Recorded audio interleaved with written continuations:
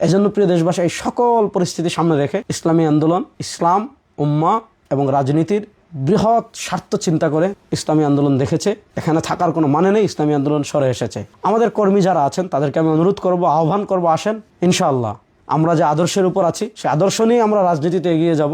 আমাদের আমিরের সিদ্ধান্তের উপর আমরা চূড়ান্ত আনুগত্য প্রদর্শন করে আমরা যে যেখানে আছি সেখান থেকে আমরা ইসলামী আন্দোলনের যে নির্বাচনী ইশতেহার আসছে সেই ইশতেহার নিয়ে আমরা মানুষের ঘরে ঘরে পৌঁছে যাব। আসসালামু আলাইকুম ওয়া রাহমাতুল্লাহ। 2024-এর বিপ্লবের পর ইসলামী আন্দোলনের মুহতারাম আমির পীর সাহেব চরমোনাই চেয়েছিলেন বাংলাদেশের প্রত্যেক মানহাজের লোকজন, বিশেষ করে ইসলামপন্থী যারা আছে, যার যার আকীদা বিশ্বাস আপন জায়গায় রেখে নির্বাচনকালীন একটা সমঝোতা, যাতে ইসলামী ভোটগুলো সব এক বাক্সে আসে। এটার পক্ষে পীর সাহেব চরমোনাই অনেক পরিশ্রম করেছেন, সারা দেশে সফর করেছেন। এটা পুরোপুরি হাইপ উঠেছিল বাংলাদেশে ইসলামপন্থার পক্ষে। প্রশ্ন হলো, কেন ইসলামী আন্দোলন বাংলাদেশ সমঝোতা থেকে সরে এসেছে, একক নির্বাচনের সিদ্ধান্ত নিয়েছে?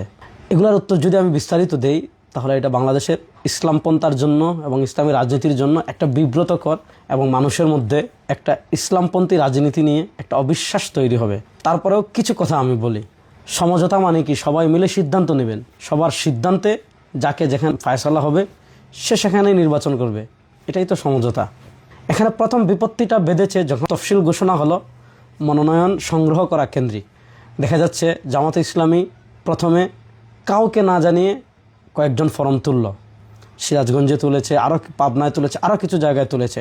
ওই দিনে পীর সাহেব চরমোনাই আব্দুল্লাহ মোহাম্মদ তাহের স্যারকে দেখতে গিয়েছেন, তিনি অসুস্থ ছিলেন। তাকে যখন বললেন যে ভাই এগুলা কি, বলছে এটা আমাদের সেন্ট্রালি সিদ্ধান্ত না, একজন আবেগে করে ফেলেছে, আমরা সম্মিলিতভাবে সিদ্ধান্ত নেওয়ার পরই মনোনয়ন তোলা হবে। কিন্তু দেখা গেল পরের দিন ব্যাপক হারে জামাতে ইসলামের এরা কী করলো, মনোনয়ন তুললো। এমনকি তাদের পেজেও তারা বলল যে এতজন কি করেছে, মনোনয়ন ফর্ম তুলে ফেলেছে, 200 কতজন সম্ভবত। তখন ইসলামী আন্দোলনও সারা দেশে নির্দেশনা দিয়েছে যে আপনারা আপনাদের মনোনয়ন, আমাদের প্রার্থীরাও ব্যাপক হারে কী করেছে, মনোনয়ন তুলেছে। মনোনয়ন যখন তোলা হয়েছে তো স্বাভাবিকভাবেই এর পরবর্তী ধাপ হলো যে তুলে ফেলেছে সবাই, যাকে সিলেক্ট করা হবে সে সবাইকে নিয়ে মনোনয়ন জমা দেওয়া হবে। এখন সিলেক্ট করতে হলে তো লিয়াজু কমিটির মিটিং লাগবে, সিদ্ধান্ত নিতে হবে। এই লিয়াজু কমিটির মিটিং নানা কারণে আজ না কাল, কাল না পরশু, পরশু না তরশু, এইভাবে পিছানো হয়েছে। তো দেখা যাচ্ছে পিছাতে একটা বৈঠক হয়, এই বৈঠকে একটা সিদ্ধান্ত হয়, পরের বৈঠকে দেখা যায় আগের সিদ্ধান্তকে আবার খণ্ডন করা হয়, আবার সিদ্ধান্ত, এইভাবেই চলেছে। মধ্যভাগে সবচেয়ে দুঃখজনক যে ঘটনাটা ঘটেছে সেটা হলো, আপনি 8 দলের সমঝোতায় আছেন, এখানে যদি অন্য কাউকে যুক্ত করতে হয় তাহলে আপনাকে সবাইকে নিয়েই করতে হবে, সিদ্ধান্তটা সবাই মিলে নিতে হবে।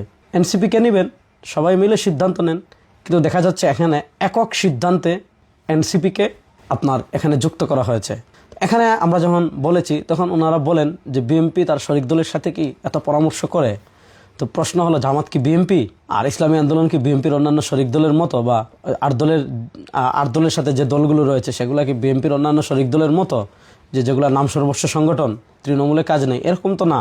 তো দেখা গেল এনসিপিকে নেওয়া হলো একক সিদ্ধান্তে এবং ওনাদের মতো করে এনসিপিকে ওনারা 30টা আসন ছেড়ে দিয়েছেন।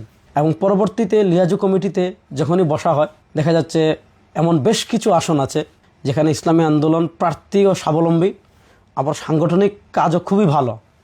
দেখা যাচ্ছে এই আসনগুলো ওনারা এনসিপিকে দিয়ে দিয়েছেন। এখন এই আসনগুলো নিয়ে আলাপে আসলেই কথা একটা, এটা এনসিপিকে দিয়ে দেওয়া হয়েছে, এটা নিয়ে কোনো আলাপ করা যাবে না। তো এটা তো সমঝোতার মানে শারঈ দিক আপনি বলেন, অর্থাৎ ন্যূনতম শরিয়ার সাথে যাদের সম্পর্ক আছে, ইসলামের সাথে সম্পর্ক আছে, এই কাজে বৈধতা আপনি কেমনে দিবেন? যে আপনি একক সিদ্ধান্তে নেবেন, একক সিদ্ধান্ত দিয়ে দিবেন, তাহলে এটা আর সমঝোতা থাকে? সবচেয়ে বড় কথা হলো এখানে এত অতি রাজনীতি করা হয়েছে। যেমন আমি আপনাদেরকে আরেকটা উদাহরণ দিই। পীর সাহেব চরমোনাই জামাতের শীর্ষ নেতৃবৃন্দের সাথে বসেছেন, যখন 8 দলীয় বিভাগীয় সমাবেশগুলো শেষ হলো, তফসিল ঘোষণা হলো, তো পীর সাহেব চরমোনাইকে ওনারা বলেছেন যে আপনারা তো জরিপ করেছেন, আপনাদের কোন কোন আসনে কাজ ভালো আছে, কোন কোন আসনে কাজ খারাপ আছে, এগুলার তালিকা আপনারা আমাদের কাছে দেন। সেটা আমরা পাঠিয়েছি। আমি পীর সাহেব হুজুরকে তখন বলেছিলাম যে এটা দেওয়ার দরকার নাই। হুজুর বলেছেন না, আমরা ওয়াদা দিয়ে আসছি, অবশ্যই দিতে হবে, ওয়াদার দাম অনেক বড়, দেওয়া হয়েছে। তো আমরা এই যে দিয়েছি, এটা কিন্তু আসন চাওয়া না, এটা ওনারা চেয়েছেন জরিপটা, জন্য দেওয়া হয়েছে। কিন্তু আমরা দেওয়ার পরে আমার দেশে নিউজ হলো যে জামাতের কাছে ইসলামী আন্দোলন এতটা আসন চেয়েছে। প্রশ্ন হলো, আমরা যে জরিপটা দিলাম এটা আসন চাওয়া না, আপনারা চেয়েছেন যে আমাদের জরিপটা দেখতে, এই জন্য দেওয়া হয়েছে। তো প্রশ্ন হলো, এটা আমার দেশের কাছে যায় কেমনে, আর আমার দেশ কিভাবে নিউজ করে যায় এতটা আসন জামাতের কাছে ইসলামী আন্দোলন চেয়েছে? এই পলিটিক্সটা শুধু ইসলামী আন্দোলনের সাথেই করা হয় নাই। দেখা যাচ্ছে বাংলাদেশ খেলাফত মজলিস, নিজামে ইসলাম পার্টি, সবাই থেকে বলা হয়েছে যে আপনারা কোন কোন আসনে কাজ ভালো, এই তালিকাটা দেন। সবাই দিয়েছে, তারপর সম্মিলিতভাবে নিউজ করা হয়েছে যে জামাতের কাছে 273-75টা আসন চায় শরিকরা। অর্থাৎ এই হাইপটা মিডিয়াতে এইভাবে তৈরি করা হয়েছে। তো এরপরে যখন এনসিপিকে নেওয়া হলো, তো এনসিপিকে নেওয়ার পর আমরা দেখলাম একটা অবিশ্বাস্য পরিবর্তন। সেটা হলো কি, আপনারা জানেন যে এনসিপি আমাদের যে মৌলিক যে দাবি আছে যে ইসলামের পক্ষে, ইসলামের বাক্সগুলো এক কাতারে আনা, এনসিপি এই থিমকেই ধারণ করে না।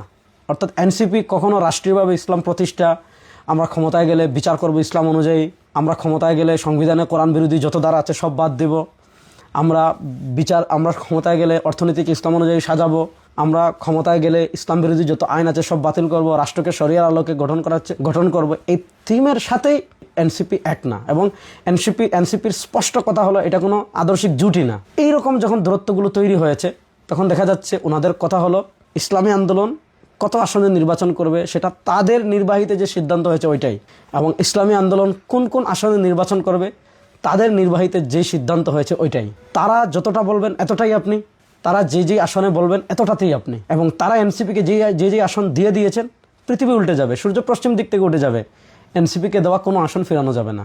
তো এখন দেখা যাচ্ছে আপনি যদি এই আচরণগুলো করেন যে আপনি যেখানেই বলবেন আমি ওখানেই নির্বাচন করব, আপনি যে আসনে বলবেন ওই আসনেই নির্বাচন করব, আপনি এনসিপিকে যেতগুলো দিয়েছেন এগুলো নিয়ে কোনো আলাপই করা যাবে না। এবং আরেকটা কথা বলি, আরেকটা তথ্য দেয় আমাদের, পিশাব চরমোনাই ওনাদেরকে জিজ্ঞাসা করলেন যে আমরা কত আসনে নির্বাচন করব, কি এগুলো সব জানতে চাচ্ছেন, আপনারা কত আসনে নির্বাচন করবেন। ওনারা বলেছেন এটা সিক্রেট, বলা যাবে না। তারপর পিশাব চরমোনাই যখন একটু রাগান্বিত হয়েছেন যে আমাদের সমঝোতা, আপনারা কত আসনে নির্বাচন করবেন না এটা জানতে পারবেন, এটা কোন ধরনের কথা, তখন ওনারা বলেছেন আমাদের 172টা আসন আছে, এই 172টা আসন নিয়ে কোনো কথা বলা যাবে না, যদি কিন্তু তবে ছাড়া এই 172টা ওনারাই, বাকিগুলোতে আপনারা কি করবেন, সমঝোতা করবেন। এই হলো সমঝোতার হালাত। এনসিপিকে যখন ওনারা ওনাদের মতো করেছেন, ধারণ করেছেন, এনসিপিকে যখন ওনারা ওনাদের মতো আসন দিয়েছেন, তখন আমরা দেখেছি যে ওনাদের আগের যে বক্তব্য, সেই বক্তব্য আর বর্তমান বক্তব্য অনেক ডিফারেন্স। এখন আর ওনারা শরিয়ার কথা বলেন না, এবং খ্রিস্টান প্রতিনিধিদের সাথে ওনারা স্পষ্ট ভাষায় বলেছেন যে খ্রিস্টান প্রতিনিধি এসে বাহির হয়ে যে বক্তৃতা দিয়েছে যে ক্ষমতায় গেলে ওনারা শরিয়া প্রতিষ্ঠা করবেন না, ওনারা এরপরে প্রতিবাদ দিয়েছেন, দিয়ে কি বলেছেন যে দেশের যে সিস্টেমেই চলছে এই সিস্টেমেই রাষ্ট্র চলবে, সংখ্যাগরিষ্ঠ মানুষের মতামত ছাড়া ওনার রাষ্ট্রের কোনো বিধান পরিবর্তন করবেন না। এই সংখ্যাগরিষ্ঠ মানুষের মতামত নিয়ে রাষ্ট্রের আইন পরিবর্তন করতে হবে, এই কথাকে কোরআন সুন্নাহ সমর্থন করে। সংখ্যাগরিষ্ঠ মানুষ ইসলামী দণ্ডবিধি চায় না। আমাদের দেশে যারা পলিসি মেকিংয়ের জায়গায় আছে তারা কখনো ইসলামী দণ্ডবিধি চাইবে না, যে চুরি করলে, কেউ রাষ্ট্রের টাকা চুরি করলে, দুর্নীতি করলে, দেশের টাকা বিদেশে পাচার করলে, ব্যাংক ডাকাতি করলে, শেয়ার বাজার ডাকাতি করলে ইসলাম তার শাস্তি দিচ্ছে হাত কাটা, এটা তারা কখনো চাইবে না। তারা কিসাস চাইবে না, তারা হুদুদ চাইবে না, তারা তাজিরাত চাইবে না, তারা ইসলামী অর্থনীতি চাইবে না, তারা ইসলামী দণ্ডবিধি চাইবে না। কারণ ইসলামী দণ্ডবিধি থাকলে তারা দেশকে খেতে পারবে না, চুষে খেতে পারবে না, বিদেশে টাকা পাচার করতে পারবে না। তাহলে আপনি তারা চাইবে না যারা পলিসি মেকিংয়ের জায়গায় আছে, আপনি কি তখন এটা মেনে নেবেন? এটাই কি ইকামতে দিন? আর এটা কি ইসলামী শরিয়া? আর এটা কি ইসলাম? এই সকল বিষয়কে সামনে রেখে ইসলামী আন্দোলন বাংলাদেশ সিদ্ধান্ত নিয়েছে যে আপনি যা বলবেন তাই আমাদের মানতে হবে, আপনি যেখানে নির্বাচনের কথা বলবেন সেখানেই আমাদের নির্বাচন করতে হবে, আপনি যতটা আসনে বলবেন ততটা আসনেই আমাদের নির্বাচন করতে হবে, আপনি যাই বলবেন তাই আমাদেরকে মানতে হবে। অসকল মোড়লগুলি ইসলামী আন্দোলন অতীতেও মানেনি, অসকল নিজে যা মন চায় অতি রাজনীতি আপনি আপনার মতো করেন, কিন্তু ইসলামী আন্দোলন এই অতি পলিটিক্সে নেই, অতীতেও করেনি, এখনও করে না, সামনেও করবে না। এই জন্য দেশবাসীর কাছে আমি এই কথাগুলো এজন্য বললাম যে অনেকে মনে করছেন যে ইসলামী আন্দোলন বাংলাদেশ অনেক ক্ষতিগ্রস্ত হয়ে যাবে। ইসলামী আন্দোলন বাংলাদেশ ক্ষতিগ্রস্ত হবে নাকি লাভবান হবে সেটা আমরাও জানি, কিন্তু এখানে পরিস্থিতিটা এমনভাবে তৈরি করা হয়েছে যে আপনি তাদের সব মেনে, যেখানে বলবে সেখানে, যাকে বলবে তাকে, তাদের সব মেনে আপনাকে কি করতে হবে, সমঝোতায় যেতে হবে। ওই সমঝোতায় পৃথিবীর সবাই গেলেও ইসলামী আন্দোলন যাবে না। এটা যারা ইসলামী আন্দোলন রাজনীতি জানেন, দেখেছেন, এটা বুঝবেন। আরেকটা কথা বলে আমি শেষ করি, আমাদের মুফতি ফয়জুল করিম হাফিজুল্লাহ, যাকে আমরা শাইখে চরমোনাই হিসাবে সারা বাংলাদেশের মানুষ চিনি, তাকে, তার চিন্তা, তার চেতনা, এবং আমরা সকলেই জানি যখন এই অতি পলিটিক্সগুলো করা হয়েছে, মুফতি ফয়জুল করিম হাফিজুল্লাহ তখন বরিশাল থেকে এসেছেন যে কোনোভাবেই এই সমঝোতাটা থাকুক।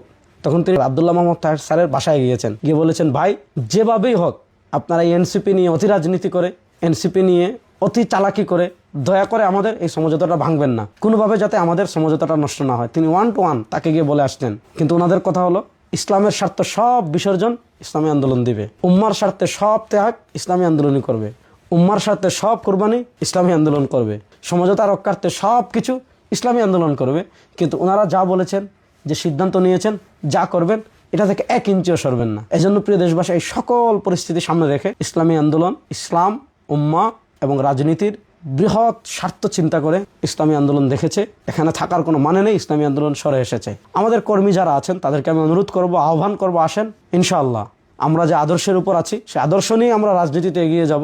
আমাদের আমিরের সিদ্ধান্তের উপর আমরা চূড়ান্ত আনুগত্য প্রদর্শন করে আমরা যে যেখানে আছি সেখান থেকে আমরা ইসলামী আন্দোলনের যে নির্বাচনী ইশতেহার আসছে সেই ইশতেহার নিয়ে আমরা মানুষের ঘরে ঘরে পৌঁছে যাব।